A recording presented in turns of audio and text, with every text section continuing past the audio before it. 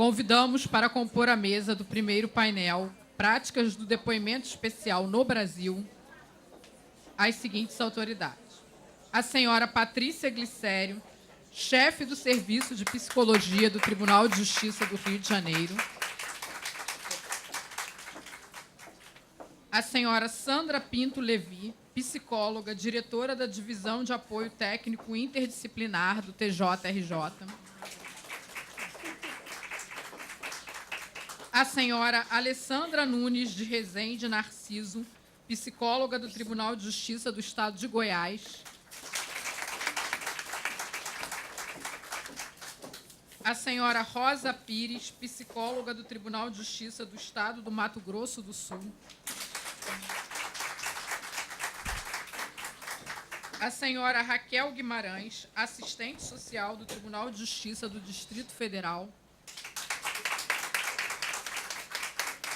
A senhora Thaís Nunes, psicóloga do Tribunal de Justiça do Estado do Paraná.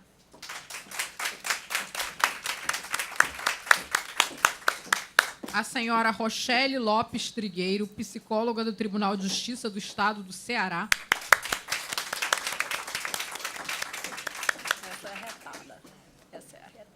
A senhora Patrícia Vendramin, psicóloga do Tribunal de Justiça do Estado de São Paulo.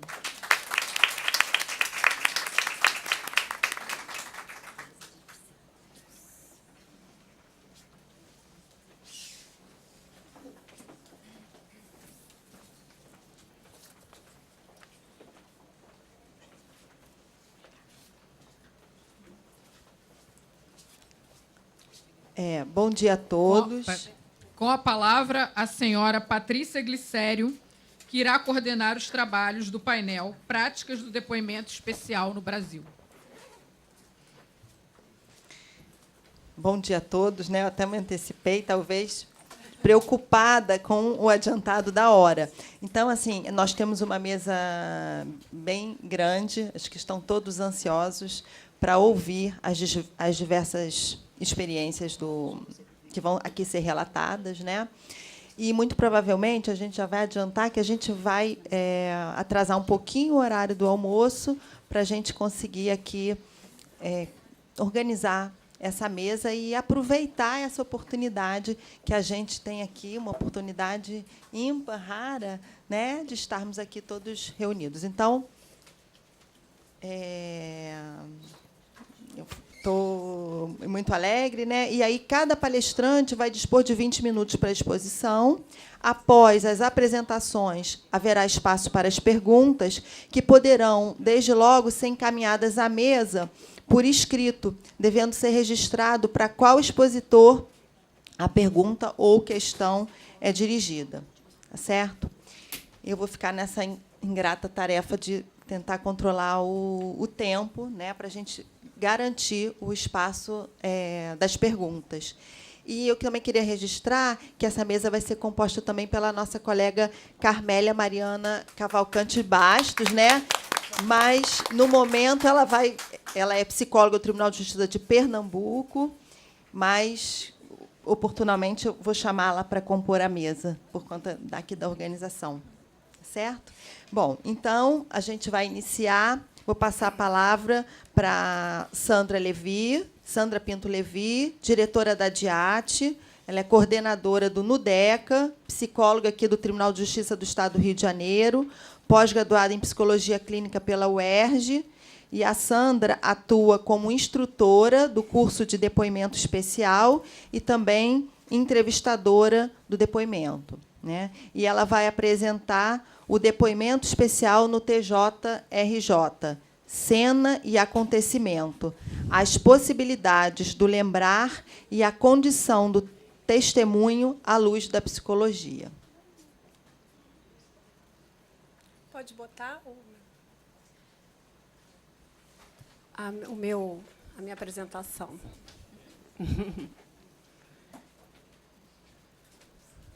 Botar lá a apresentação no painel. A minha apresentação. Obrigada. Bom, o título a Patrícia já falou, né? Eu vou fazer uma breve exposição do protocolo do Tribunal de Justiça aqui do Rio de Janeiro. falar um pouco do lugar do entrevistador nas audiências especiais e sobre a prática em curso e, se der tempo, o resultado de uma pesquisa que a gente faz com as crianças e adolescentes depois do depoimento. Primeiro, dar uma situada, né, que a gente tem um público aqui bem diverso.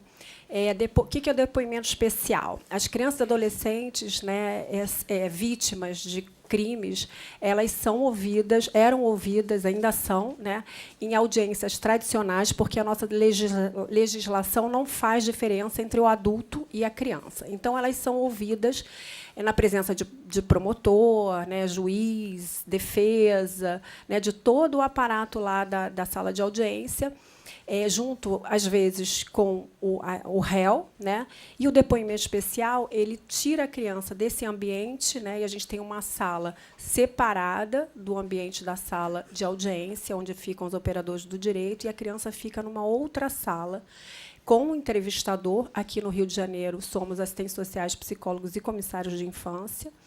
E essa sala é conectada com a sala de audiência por um telefone ou por um ponto eletrônico, né, para ter a interação com a sala.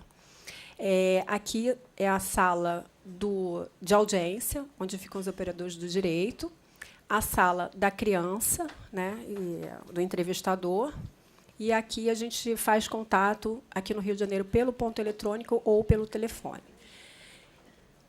Aqui no Rio, né, quando a gente começou, né, um diálogo com, na época, o juiz auxiliar da presidência, que era o doutor Sandro Pitan, a gente começou um diálogo com um pequeno grupo de psicólogos, assistentes sociais e comissários, né, para se discutir a implementação do depoimento especial. E tivemos a oportunidade, né, de colocar as questões, né, que eram questões críticas, né, dos nossos lugares, das nossas profissões.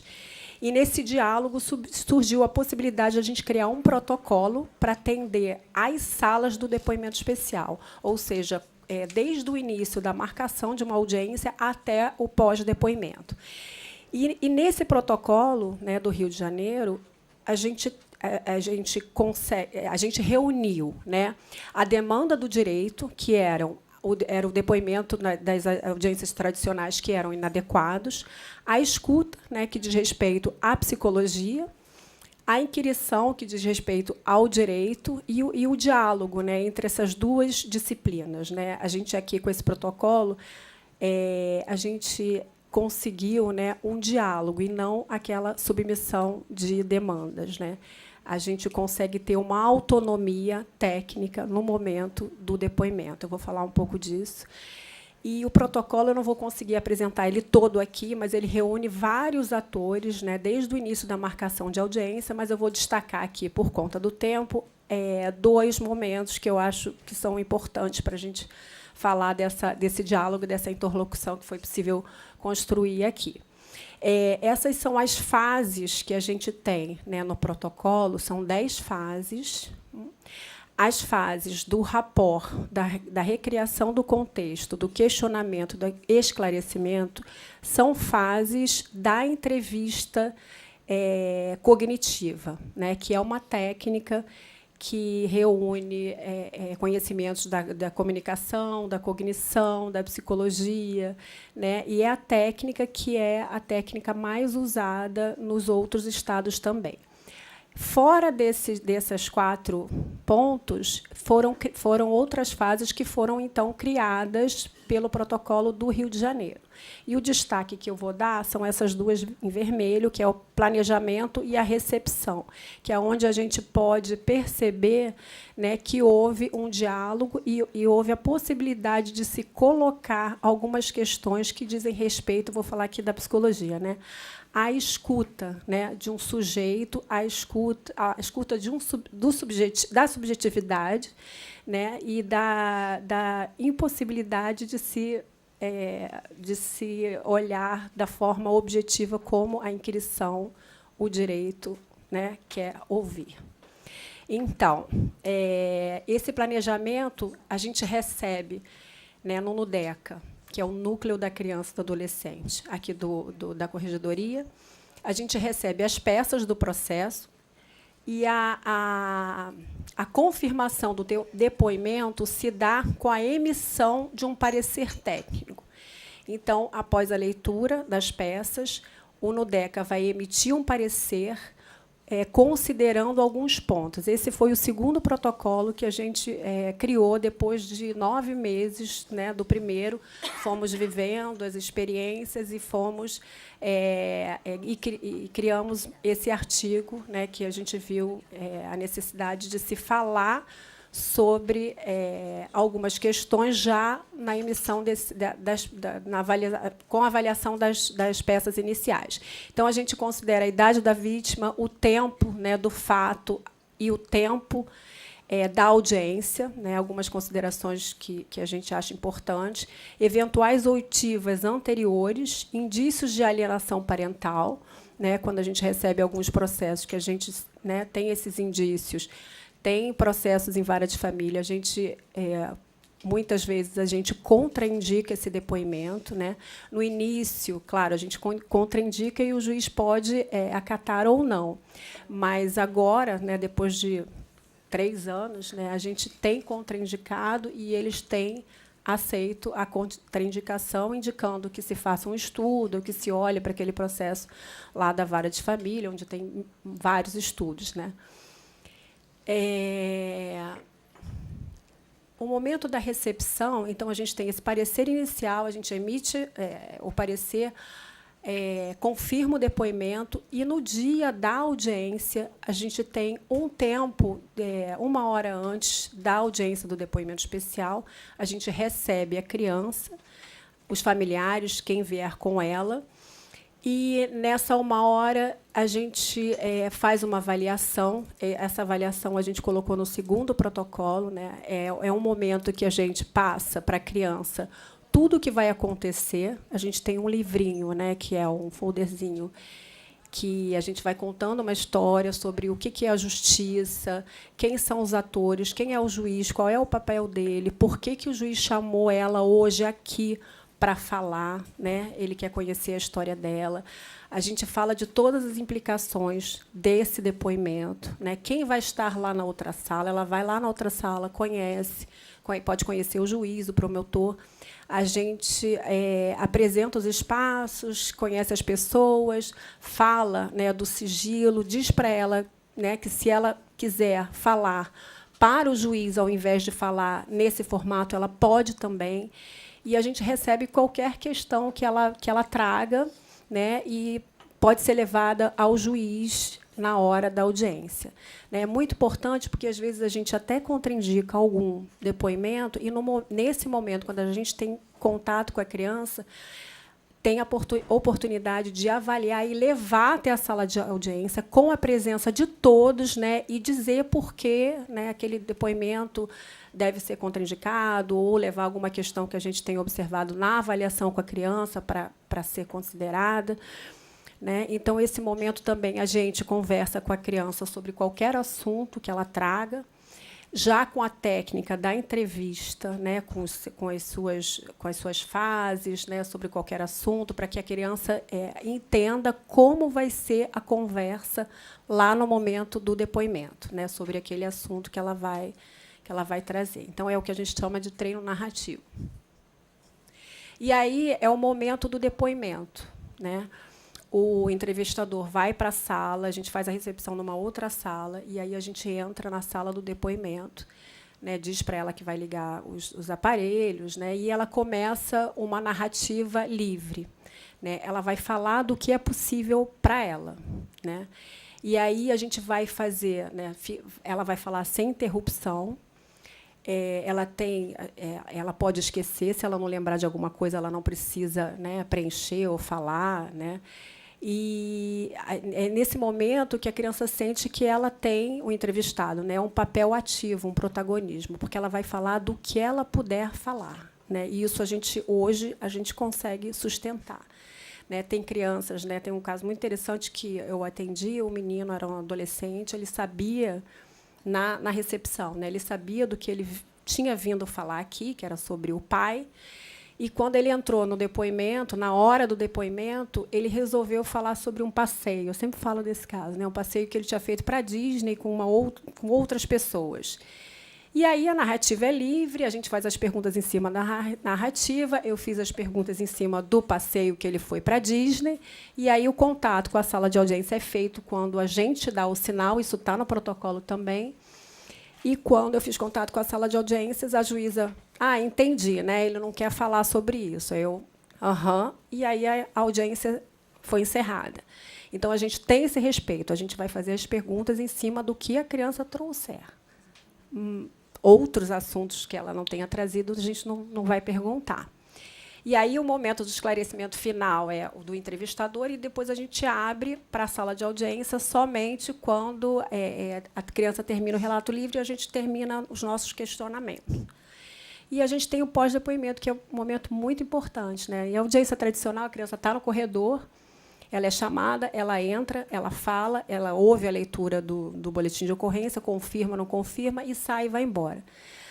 A gente, às vezes, eu já recebi aqui criança que veio para o McDonald's, que veio para o trabalho do pai, que veio para o médico, né? Veio para cá sem saber o que ia acontecer. Então, você imagina uma criança entrando numa sala de audiência tradicional, né? Nessas condições. E aí o pós-depoimento é o momento que a gente reúne.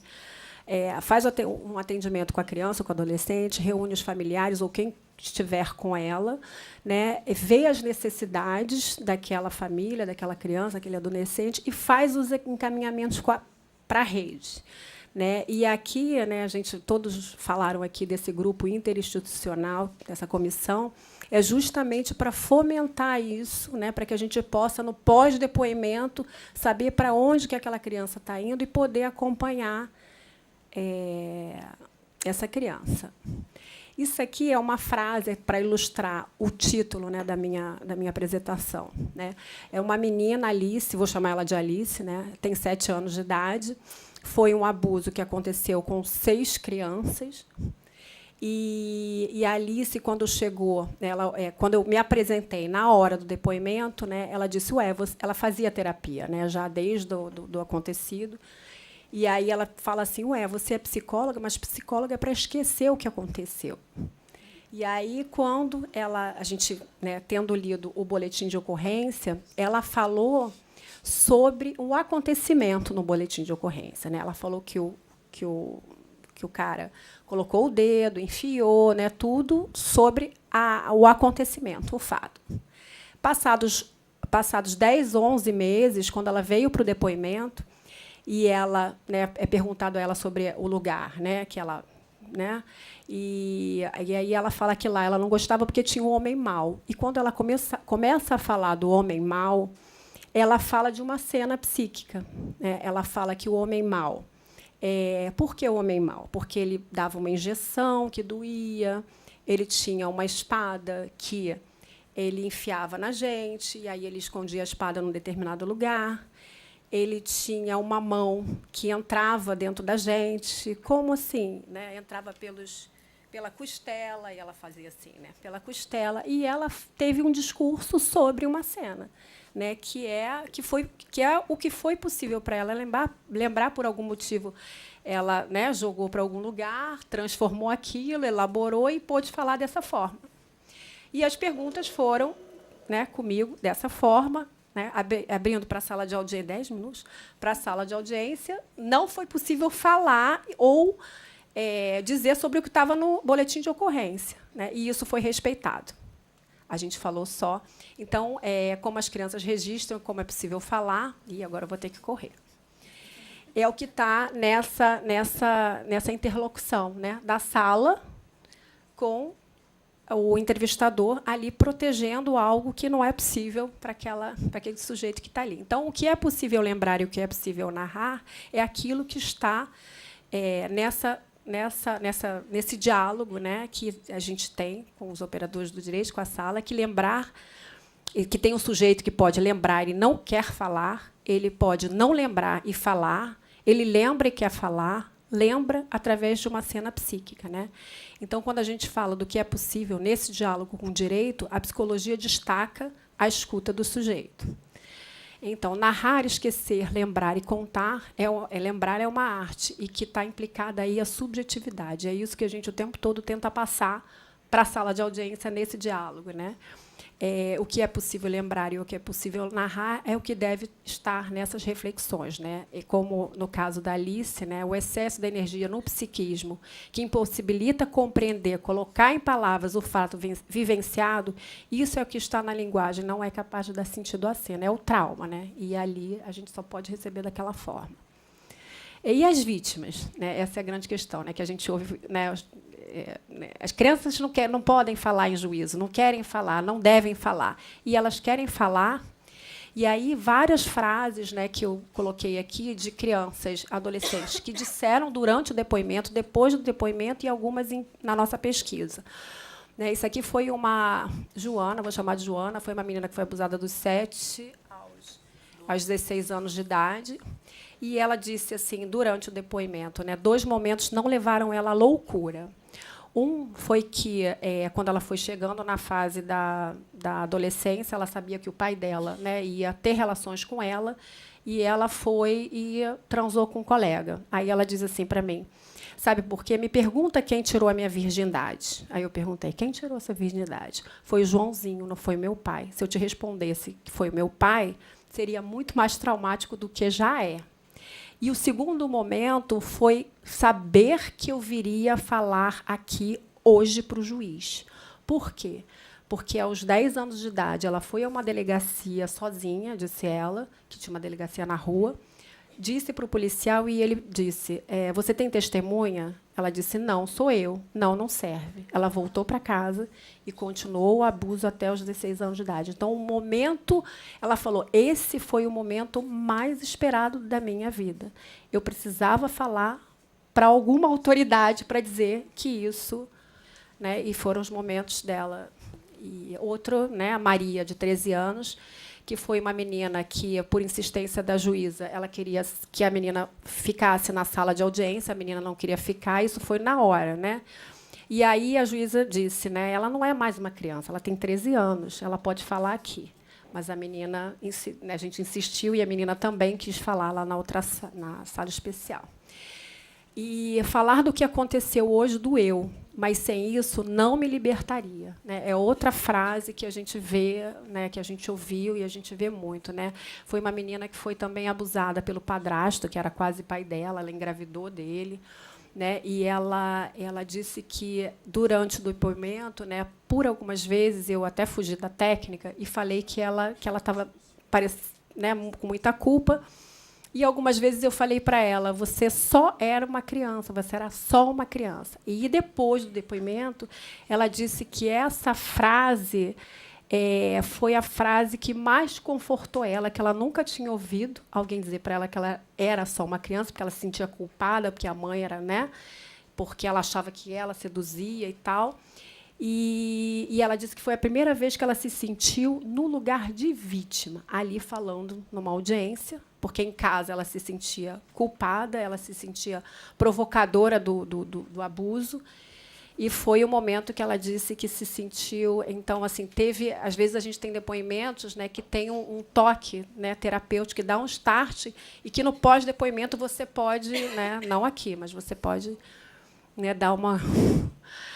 E aí a gente tem a pesquisa que a gente faz depois do depoimento com as crianças, adolescentes, com os operadores do direito. E aí alguns resultados, não dá para trazer toda a pesquisa aqui. Né? Você ficou nervoso antes de chegar aqui? A maior parte diz que sim. A etapa da recepção, que é quando a gente explica tudo o que vai acontecer, te ajudou na entrevista? Tá. Ali um número grande, eu não estou enxergando, mas é um número grande que está aí, é azul. A entrevista hoje aconteceu do jeito que você imaginou, né? E foi melhor ou pior do que você esperava? E todos responderam que foi melhor.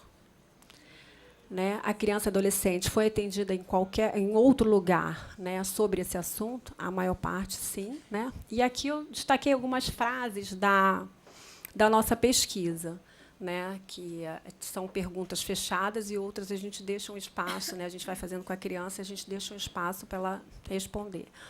Esperei por esse dia, queria muito falar para o juiz. A polícia, foi aquele caso, né, não acreditou em mim, pois disse que eu não tinha provas. Que não aconteça mais nada. Meu padrasto não faça mais isso. É que a gente pergunta, porque, depois de tudo que aconteceu sobre esse assunto, qual é o desejo dela? Ele pagar por tudo que fez comigo. Não gostei do que ele fez. As pessoas mais devem ir para a prisão. Que não faça mais maldade. Sinto muita raiva. Ele pagar pelo que fez. Não fez só comigo. Que isso não aconteça mais com nenhuma criança ou mulher. Que ele seja punido. Talvez ele precise ser tratado para não fazer mais isso com outras pessoas. Que isso melhore, passe, acabe. Eu lembrei aqui, assim, em relação à contraindicação que, às vezes, a gente faz quando a gente faz a leitura das peças. Teve um caso, né, Mônica, que a Mônica, a gente, quando foi fazer o parecer, era um caso de uma menina que era o avô, né, e tinha se passado muitos anos, né, e aí a gente falou assim, poxa, depois de tanto tempo, será que não é melhor a gente contraindicar esse depoimento? E a gente ficou naquela, contraindica, não contraindica. E aí colocamos lá, né, contraindicamos, a não ser que seja imprescindível e tal. Quando a menina chegou na recepção, naquele momento que a gente avalia, conversa, explica tudo, era o momento mais esperado da vida daquela menina. Então, a gente até passou a pensar sobre isso depois, né? Como que a gente vai, né? Só por conta do tempo que a gente pensou, né? Vai voltar aqui depois de tanto tempo, falar disso novamente. Mas a menina chegou e até tiveram outras revelações nesse pós-depoimento, em que esse sujeito já tinha abusado. A mãe revelou, né? A própria mãe revelou que ela já tinha sofrido abuso dele, do pai, e que estava ali na criança. Então, para ela, foi, né, o momento mais esperado da vida dela também. Na sua opinião, quem é o juiz, quando a gente pergunta, né, na pesquisa? Qual a função dele? Escutar, ouvir tudo, anotar para ajudar e não mais acontecer. Esse anotar para ajudar, né, eu depois vim trabalhar com depoimento, você vê isso muito em textos dos sobreviventes de guerra, né, do Holocausto. Uma vez assisti também uma palestra de um sobrevivente, o senhor Lax, que ele dizia isso. Desde que eu saí do campo de concentração, eu passei a falar todo mês, desde os meus 16 anos de idade, porque tem uma necessidade, ele dizia, né, que ele tinha necessidade de falar sobre isso para que todos escutassem, para que, então, isso não mais acontecesse, né? Para que o registro fique na humanidade, para que isso não mais aconteça. E várias crianças falam isso, de anotar, de escrever, de ficar registrado, para que isso não mais aconteça. Né? Trazer a punição que ele merece. Corrigir erro. Se a pessoa tiver que ser presa, ele manda a prisão. Atender a gente na hora certa, hein, juízes? Saber a verdade, decidir o melhor para todos. O juiz é uma pessoa boa, que prende e julga as pessoas que fazem crimes contra crianças. Condenar ele. O trabalho do juiz é muito bom, ser chamado de Vossa Excelência, de tirar as pessoas do crime. Ver se vai para a cadeia ou hospício. Fantástico. Avaliar e ajudar. E aqui a comissão já foi tão falada, né, por todos na primeira mesa, é a comissão que a gente, né, veio discutindo e acabou se formando, né. Para essa comissão, ela vem pensando, ela tem uma cooperação entre todos aqueles atores, secretarias estaduais de saúde, de assistência, OAB, MP, defensoria, para a gente pensar num fluxo da criança desde o anúncio daquele abuso até, passando pelo depoimento, até o encaminhamento para a rede, para que a gente tenha essa conexão, né, desse atendimento, desse fluxo célere.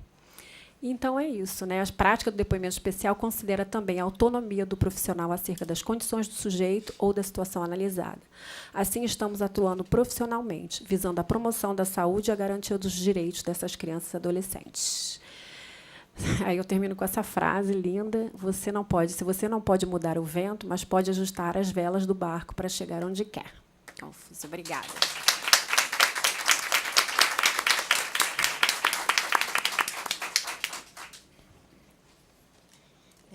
Obrigada, Sandra, pela sua apresentação. E eu vou passar agora a palavra para a Alessandra Nunes, de Rezende Narciso. Ela é psicóloga do Serviço de Atendimento à Família do Tribunal de Justiça de Goiás. Atua no Serviço de Oitiva Especial de Crianças e Adolescentes, com ênfase em abuso sexual, como também na área de perícia e assistência técnica judicial de forma autônoma em casos de diversas naturezas. E ela participa como integrante da Comissão Especial de Psicologia Jurídica do Conselho Regional de Psicologia de Goiás. Bom dia. Conforme foi apresentado, eu sou Alessandra, sou do Tribunal de Justiça de Goiás. E a minha fala vai ser bem breve, mas para apresentar a nossa realidade e como o depoimento especial surgiu e como tem ocorrido atualmente no nosso estado. Estou aqui junto com a minha colega Patrícia, que está ali na frente. Nós somos as duas únicas técnicas capacitadas e que atuam no depoimento especial em todo o estado de Goiás. Então, a nossa primeira dificuldade é a quantidade de pessoas capacitadas para a grande demanda que nós temos tido, principalmente com o advento da nova lei. O depoimento especial em Goiás, a primeira sala de depoimento foi formada em 2007, juntamente ao desembargador da Autoé, que trouxe a Goiás a ideia que estava sendo implementada no Rio Grande do Sul. E essa primeira sala ela foi ligada ao Departamento de Desenvolvimento Humano naquela época. Não era uma equipe propriamente dita que trabalhasse com essa temática ou com a questão processual em si. E, nesse período de tempo, foram poucos os depoimentos especiais.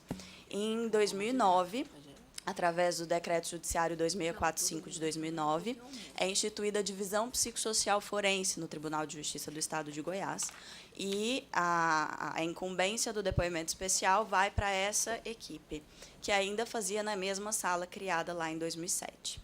Em 2010, em 2011, em 2010, na verdade, é feito o novo Fórum Criminal, Fórum Desembargador Fenelon Teodoro Reis, e a sala, que antes era num outro espaço, é colocada em 2011 nesse fórum. E, em 2010, os dados que eu vou mostrar para vocês, nós não temos os dados de 2007 a 2009. E temos os dados de 2010, temos os dados de 2011. A mudança da sala de local ocorre em 2011. E, com a mudança da sala de local, também ocorreu a perca da placa de vídeo que gravava os depoimentos especiais. Então, a sala mudou de lugar, mas foi desativada porque os depoimentos não eram gravados. Então, a gente tem um gap entre abril de 2011 até 2015, mais ou menos, sem a realização de depoimentos especiais. E, nisso, houve toda uma licitação, aquela dificuldade toda que nós, do judiciário, e qualquer área pública, sabemos que ocorre. E, em 2015, a sala volta a funcionar. Ocorreram 2 depoimentos, salvo engano, em 2015, e parou de funcionar novamente. Em 2016, houve um depoimento e a sala também teve outro problema de funcionamento, sendo reativada novamente em 2017. Então, a gente tem uma quantidade maior em 2017 de depoimentos realizados, e em 2018 nem se fala. Eu vou mostrar para vocês o aumento da demanda, que é o grande impacto da Lei 13.431 para nós duas, porque a demanda aumentou exponencialmente. Nós fazemos perícias nas varas de família, somos peritas de família, então nós temos esses 2 papéis. E, com isso, com o aumento da demanda, tem sido bastante difícil nós podermos também fazer as perícias, porque não temos tido tempo. Isso tem atrapalhado bastante. E, no nosso departamento, nós somos apenas 3 psicólogos para 6 varas de família do estado de Goiás e 2 psicólogas para todos os depoimentos especiais.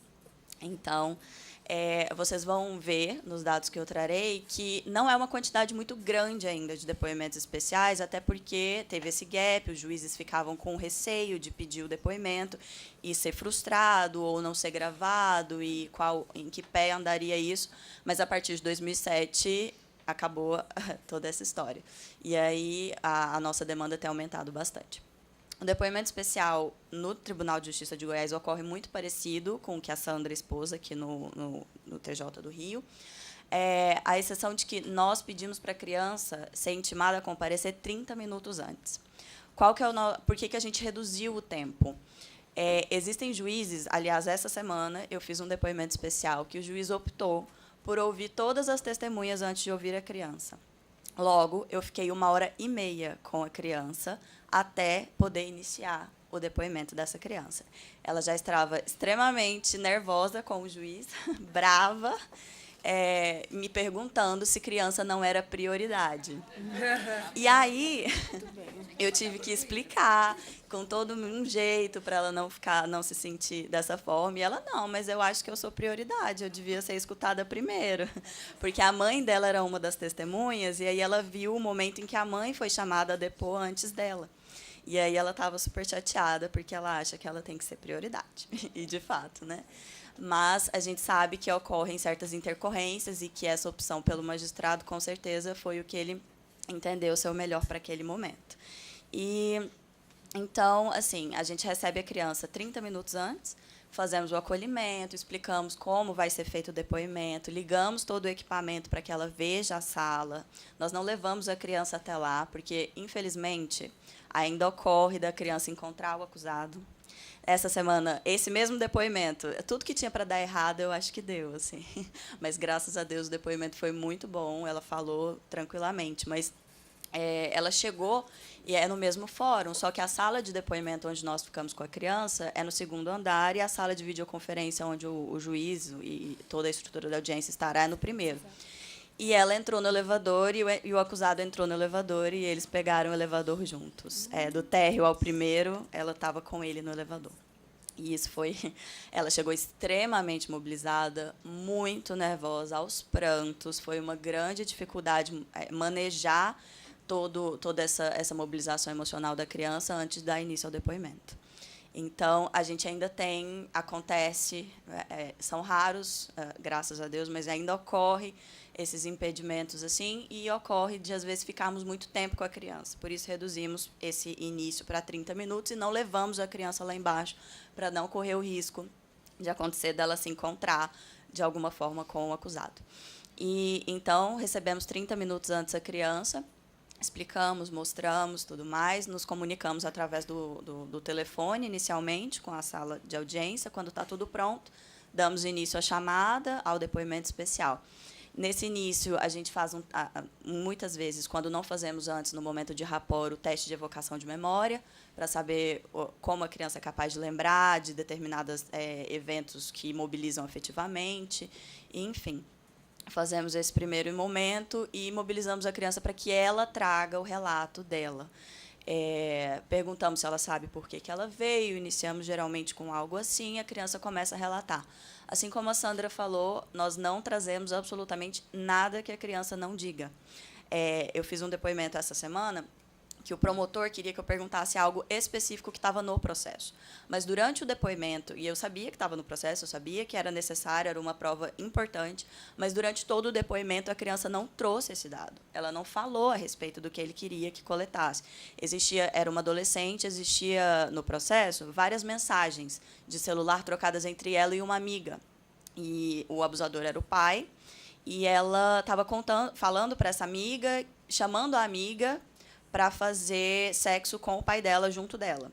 E aí não se sabe se foi ele, suspeita-se que talvez ele tenha escrito as mensagens, eram mensagens de Facebook, na verdade, não era celular, e que, chamando a colega e tal, e numa dessas mensagens ela dizia que ele era muito gostoso.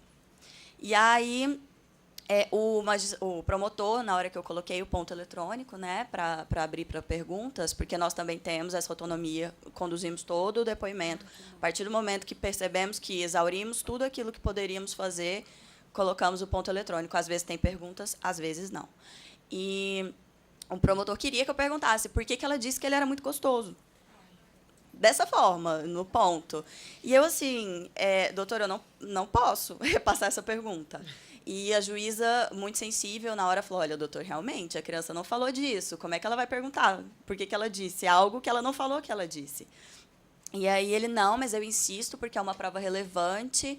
E, enfim, fiz toda uma condução para saber o que ela tinha falado, porque ela mencionou as mensagens, mas não mencionou muito do conteúdo. E aí, né, exploramos o conteúdo daquelas mensagens, mas não perguntamos, de fato, disso, porque ela não falou. E, assim, temos a grande dificuldade também, nesse outro depoimento que trouxe para vocês, que a criança estava chateada porque demorou muito, ela falou a respeito, e, na hora das perguntas também, houveram umas perguntas impertinentes. E o advogado do acusado, ele queria me dar uma aula do porquê que ele estava fazendo aquela pergunta na hora com o ponto eletrônico. E o magistrado, muito nervoso com esse advogado, falando para ele, olha, doutor, seja breve. Até que chegou o momento que eu tive que falar, doutor, o senhor tem uma pergunta? Porque ele queria divagar a respeito de por que ele estava perguntando aquilo, e o juiz, enfim.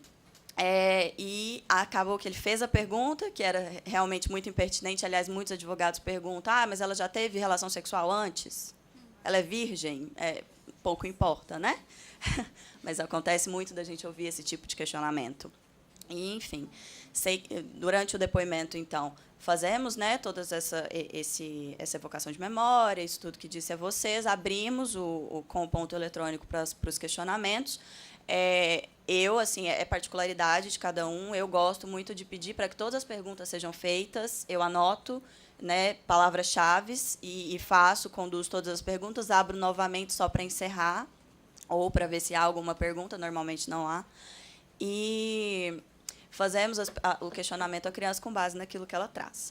Posteriormente, encerramos o depoimento, e, a partir desse momento, conversamos um pouco com a criança, para ver sobre mobilização. Tem crianças muito pequenas. A nossa sala ela não tem muita estimulação, mas tem alguns brinquedos, tem algumas coisinhas, elas veem um lápis de cor, alguma coisa, às vezes a criança quer desenhar, quer fazer alguma coisinha no final, até para ela mesma, assim, se gerenciar a ansiedade de alguma forma. Às vezes ela quer desenhar para sair, criança que está chorando e às vezes não quer que a mãe ou a pessoa que está lá fora veja que ela está chorando.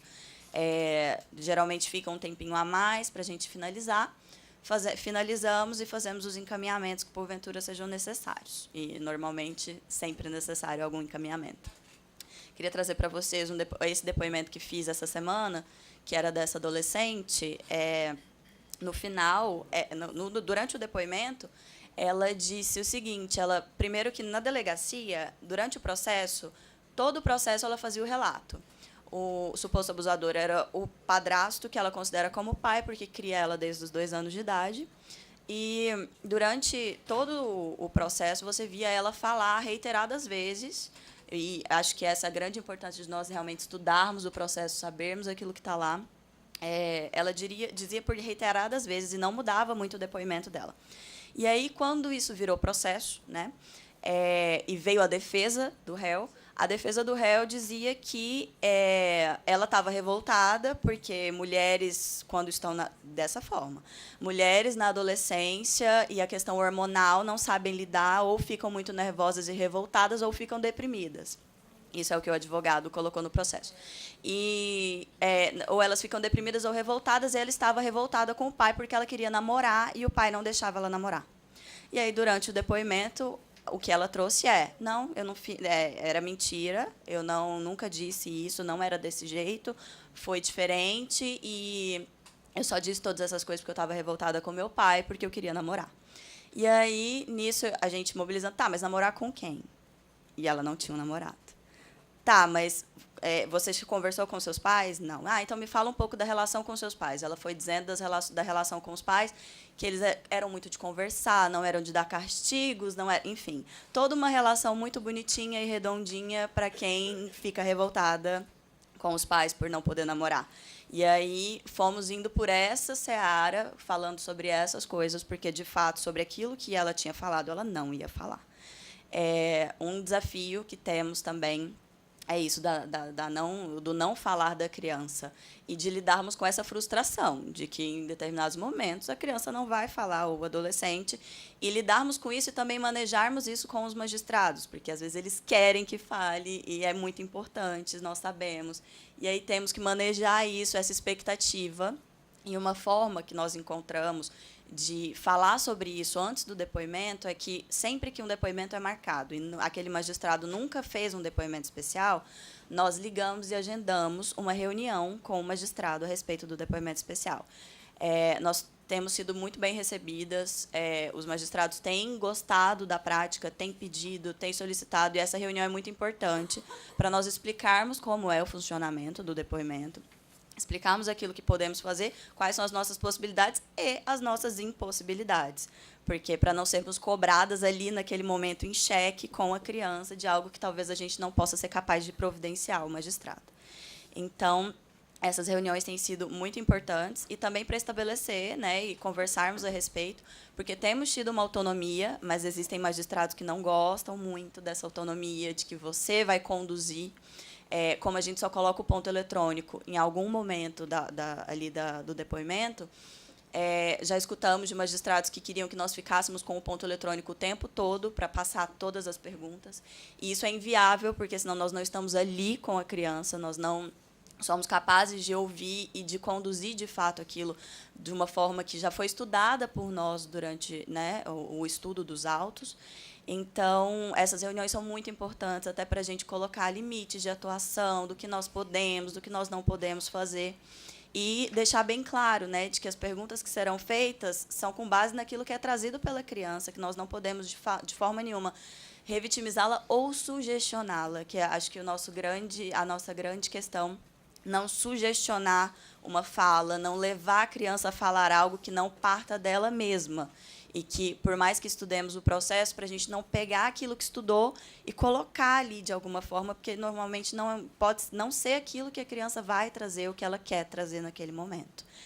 Se puderem, por favor, abrir, tem uma imagem aí no depoimento especial TJGO, salvei bem aí na área de trabalho, está lá em cima. São os dados que eu vou mostrar para vocês do depoimento no Tribunal de Justiça. Esse,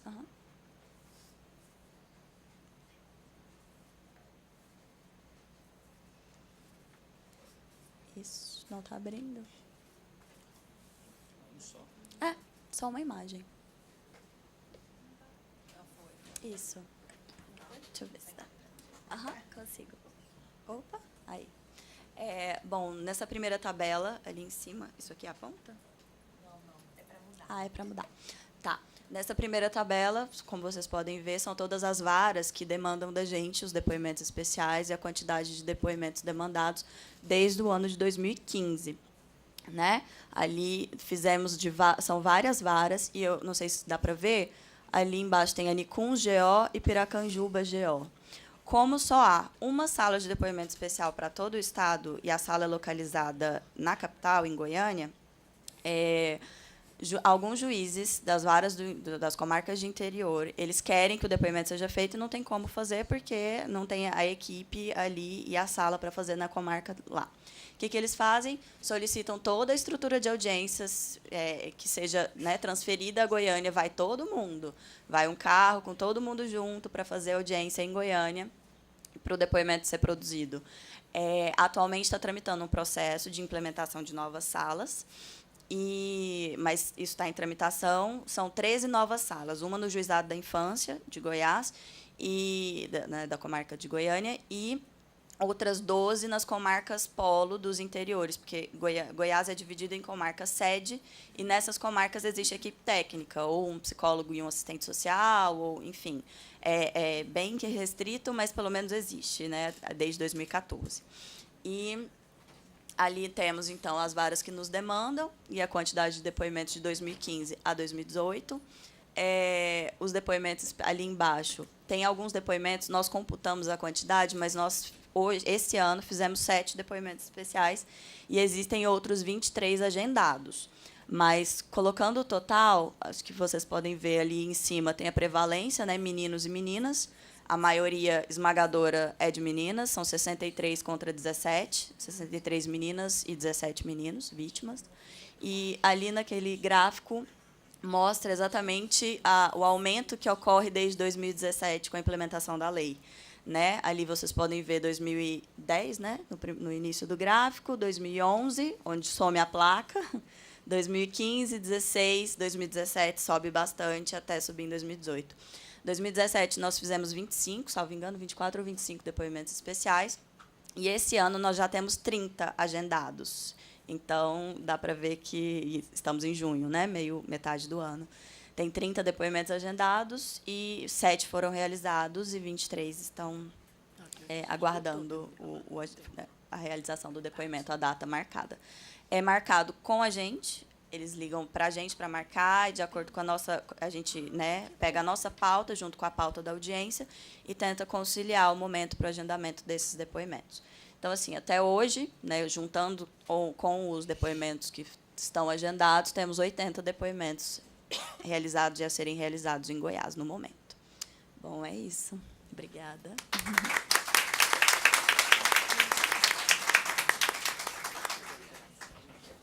Gente, agradeço a sua apresentação e agradeço também o respeito ao tempo, né? É difícil, mas é para a gente poder organizar melhor. Agora, antes de passar a palavra ao próximo palestrante, eu vou chamar para compor a mesa, fazer uma dança das cadeiras aqui. Chamar a Carmélia Mariana Cavalcante Bastos, psicóloga do Tribunal de Justiça de Pernambuco. Aí, depois, na hora das perguntas, a Sandra volta para a mesa. Então, tá. Então, vamos dar prosseguimento. E eu vou passar agora a palavra para a Rosa Pires, psicóloga, servidora do Tribunal de Justiça do Mato Grosso do Sul, coordenadora... Rosa está desse lado. Coordenadora de apoio aos projetos da Coordenadoria de Infância e Juventude, especialista em violência doméstica pela USP, tutora e instrutora da Escola Judicial no âmbito da infância e juventude. Ela também é tutora do CNJ no âmbito do depoimento especial e tutora da Escola de Magistratura do Mato Grosso do Sul. A Rosa atua como entrevistadora forense, supervisora de entrevistadores forenses e instrutora no curso de depoimento especial.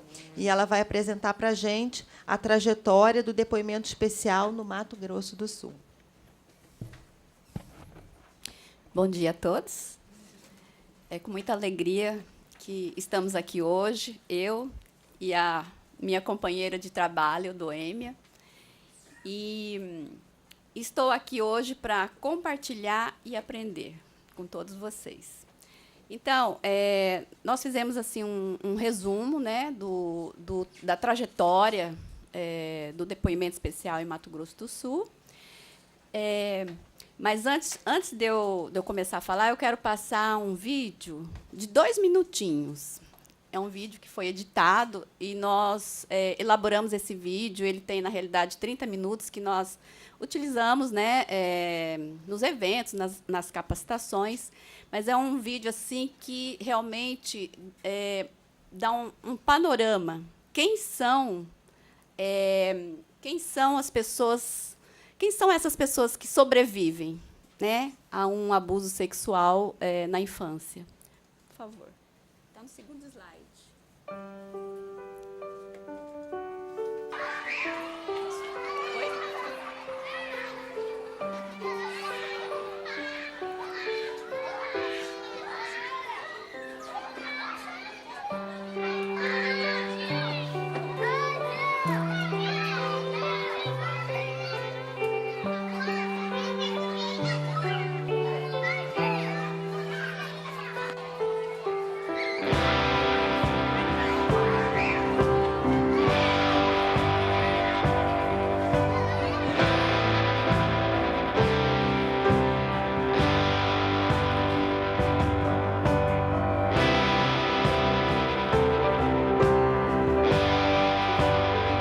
A justiça parou para me ouvir de verdade? Por que nunca ninguém me ouviu? Por que nunca ninguém fez nada por mim e deixou acontecer tudo isso? Se hoje em dia alguém perguntar para mim se eu acredito na justiça, não, eu não acredito.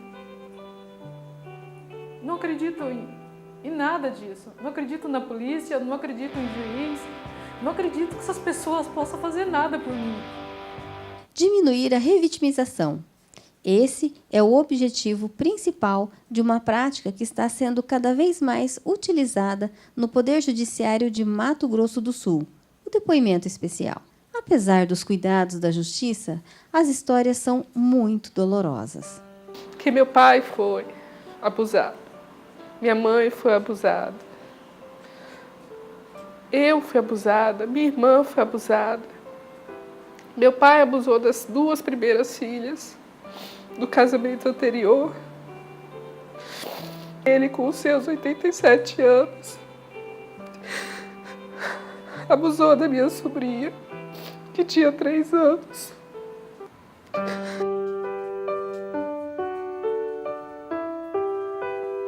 O depoimento especial é uma técnica de colheita da fala da criança vítima ou do adolescente vítima ou testemunha de violência, que é fundamental, porque o que a gente vê nos nossos processos pelas técnicas antigas, que eram nenhumas, ou seja, a criança ficava cara a cara com o juiz e toda a parafernália da audiência, promotor, defensor, e ficava intimidada, coagida, constrangida e sem coragem de falar aquilo que tinha que falar, que são alguma coisa muito íntima, violência sofrida, violência sexual.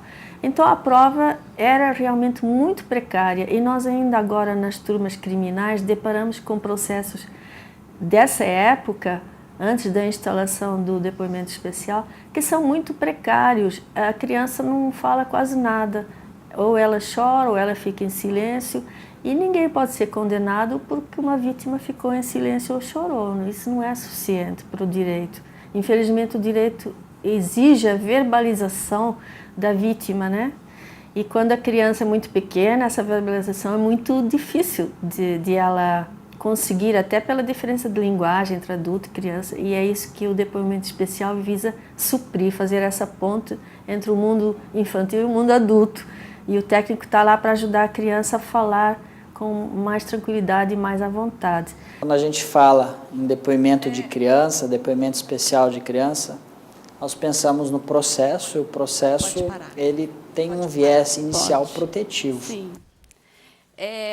Então, como eu disse, esse vídeo é um vídeo assim que tem vários personagens, né, reais, porque lá em Mato Grosso do Sul nós começamos esse trabalho em 2013. Vou passar aqui os slides. Já vou pular também. Só apertar. Opa! O desembargador Genildo, que foi o nosso primeiro coordenador da infância, a desembargadora Maria Isabel, que é uma magistrada incansável, o desembargador Eduardo, e agora nós também temos uma juíza da infância, doutora Cátia, né? E aqui vocês têm a desembargadora Cátia, que realmente são pessoas vocacionadas, né? E que, através deles, é que nós conseguimos toda a estrutura que nós temos hoje em Mato Grosso do Sul, né? Só assim, para a gente falar brevemente, né, da escuta especial, as meninas já falaram aqui, né, que o depoimento especial começou em 2003, em Porto Alegre, né, e, através da recomendação número 33 do CNJ, foi aonde as coisas começaram realmente a ser melhor implementadas, né? E, a partir dessa recomendação, é que nós começamos a construir esse trabalho dentro da Coordenadoria da Infância e Juventude, né? Em 2013, nós tivemos a oportunidade da equipe lá de Pernambuco, né, ir até Campo Grande e realizar uma capacitação. A princípio, foram apenas para 15 juízes e 15 servidores, né? E a técnica que nós fomos capacitadas foi dos princípios básicos da entrevista cognitiva com resgate de memória, que é o PICE, né? Que é o modelo do Reino Unido, que eu acredito assim, que a maioria dos entrevistadores implementam, né? E atuam dentro dessa área. Porque o nosso protocolo, o brasileiro, ele ainda está em fase de certificação, né? Foi essa a última informação que nós tivemos. Então, nós temos utilizado esse modelo e é muito parecido, né? Nós também, conforme a Sandra falou, né, a nossa outra colega também, nós também, quando nós encaminhamos, o cartório encaminha o mandado de intimação para a criança, vai acompanhado dessa cartilha, né, que já é uma preparação para essa criança, quando chega, né, os responsáveis saberem o que essa criança, né, foi fazer lá no fórum. Em 2014, nós começamos as capacitações pela escola judicial, né, que é a escola que existe dentro do Poder Judiciário. E nós fomos capacitados também pela equipe do Rio Grande do Sul. Na época, o Dr. Carlos Gross, a Betina, psicóloga, e a Marleci e o Benedito, né, eles que estiveram fazendo esse segundo treinamento. E, nessa oportunidade, o público-alvo foi para policiais, delegados, técnicos do TJ, defensores públicos, promotores e magistrados. Então, desde 2013, a gente já vem assim fazendo, né, os trabalhos, e eu vou mostrar daqui a pouquinho os nossos números, que assim foi uma forma da gente fortalecer, né? Mas como eu mostrei, nós tivemos desembargadores e juízes, sabe, bem empenhados para que realmente a gente chegasse nesse patamar. Aqui já foi falado o que é o depoimento especial, né? Essa aí é uma visão geral da entrevista que a gente utiliza, né? Que é o modelo Peirce, né? Que é praticamente a mesma coisa do que foi falado até aqui. E assim, a escutativa, né?